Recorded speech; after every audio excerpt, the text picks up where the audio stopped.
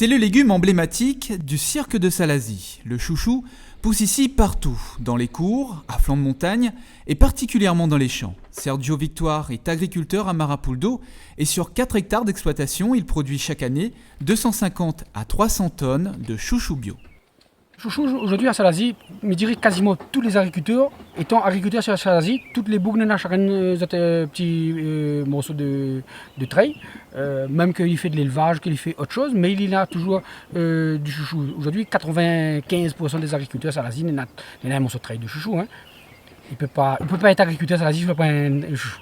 C'est pour ça dans les hauts Salazie notamment, le chouchou, nous on a de l'eau, nous on a le climat il faut. C'est pour ça que sur Salazie, le chouchou il adapte très bien.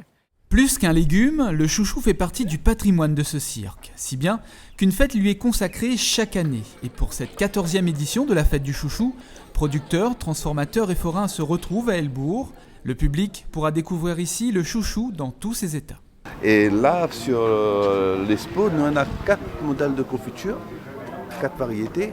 Le chouchou nature, chouchou au cacao, chouchou au gingembre et le chouchou pimenté, la chouchou.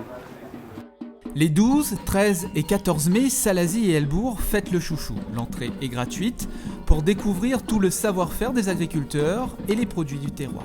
Ça représente quand même la vitrine du savoir-faire d'abord agricole de Salazie, qui est un des jardins, un des greniers de la Réunion, comme d'autres greniers dans d'autres régions de la Réunion, mais on est quand même premier producteur porcin, premier producteur de volaille, premier producteur de chouchou, puisque c'est la fête du chouchou, premier producteur de cresson, et on a encore d'autres atouts à notre palmarès, mais aussi c'est tout l'artisanat qu'il y a autour de cette fête du chouchou, bien sûr la tresse, mais aussi les gâteaux, l'art culinaire, et c'est tout cela que nous voulons mettre en avant dans cette fête du chouchou.